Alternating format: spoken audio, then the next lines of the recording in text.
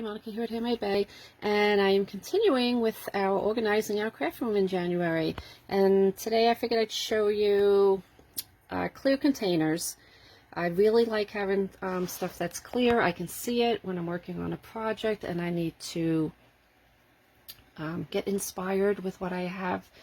I like to have some clear stuff on my shelf. Now, there's all different ways you can do this. All right, what I like to use are I'll use regular canning jars.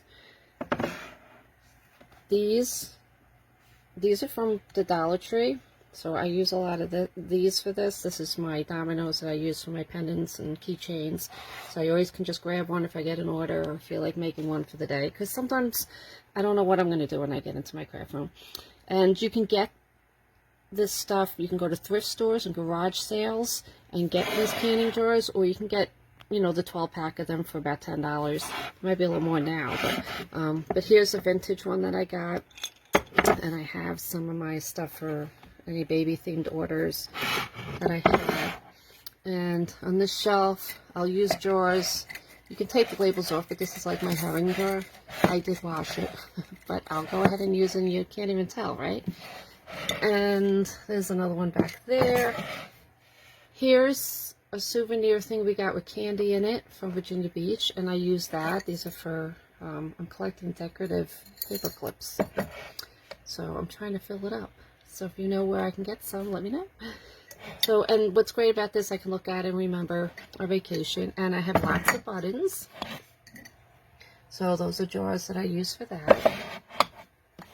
And my paper straws. And here's a cup. Now you can go to the Dollar Tree and get these glasses and just use them for your brushes or whatever you want to use them for. And there's more buttons. And here's a glass I found at a thrift store. This is probably 70s. I love this cup. It's glass. So I put a few things in there that I use. And remember these where you can put the candy in or your cookies in the kitchen? I found one of these, so I have my glass jars in there. If you get an order from me, you know, if you get glitter, I put them in the little plastic ones. So now I'm collecting the glass ones to put in the orders. So if you order, you might see one of those next time. So let me go down. Here's a canning jar, a little short one. And there's my coin and some more stuff that I have in there. And my little clips. And this is a funny story. My husband went to order them for our clothesline, and we got these. So win-win for me. All right, and here's some other ones. I mean, you all probably have some Tupperware, something you could use. I have my zippers in here. My stamps are in this one. And I got some of my glitter and stuff to make mixes in here. Some beads. So all different things you can use, but I really like the clear. There's another one filled with some stuff for shadow boxes that I use. So I know where everything is, and I can just look at it real quick. And some more down here. Okay, now here's for my glitter and my glitter mixes. I'm going to take you over here. These are little jars I got. I forget where I got these, but they might have even been free. I got them at some garage sale, so I use these as my mixes that I make for shadow boxes or the journal shakers. And oh, look at this one. Isn't that cute? It has like dogs and cats in them. That's so cute, right? All right, and what I'll use is, these are great. I like this brand because you get the nice container, and then when it's empty, you could reuse it. So these are fun to have. And these are sprinkle containers. So once I'm done with the sprinkles, I use them for my little confetti and glitter and stuff. Alright, and there's the ribbon project we did. Any of you tried this yet? And let me take you over here. Now we're talking, I'm tripping over stuff because I'm still cleaning. Now here is another way you could do your papers. I know everybody was asking about paper scraps. These are clear Tupperwares, and I don't use the tops on them, but like for this one, I'll just use my long pieces, you know, when you just cut an edge off. So I dedicate this box just to that, just to these long ones. Okay, here's a pad I made, that's in there. All right, so all those sizes go here. And I believe this is 12 inches wide, so your 12 by 12 can go in there.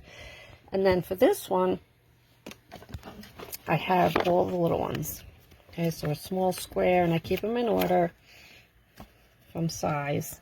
And when I have a piece left over, I put it right in here. Okay, and you can take this, leave this on the shelf, and then when you're working on something, you can take it over to your table and then work to it. But when you're done, make sure it looks like this and put it back on the shelf neat. This is a little more forgiving, but use what you have. Now, if you have anything smaller than this, I know some of you are going to cringe when I say this, but throw it out. You do not need it. Or you can keep it together, put it in a box, and then you could do kind of a collage on one of your pages and make a new page. All right, and now if you don't have clear boxes, I have these too. This is what I've had these in for years, and I'm not going to change it. So I do have some that are not clear, but I don't need to look at them. Like for my glue sticks and pencils and decorative scissors, I don't need to see them. So they can sit in here. And these are lunch Tupperwares that I think you get, like, I don't know, what is it in Walmart? 10 for maybe a couple of bucks. So, and here's another one of those containers. This is sugar. This is sugar, right? Very vintage. If anybody knows where I can get more of these, I love these. So I probably would do all my shelves with these if I could. And these are just erasers, and these are little things I put in my orders, so as a little thank you. So if you've ordered from me, you probably got some of these things. All right, so I hope that gives you some ideas on how to store your stuff just to keep it neat.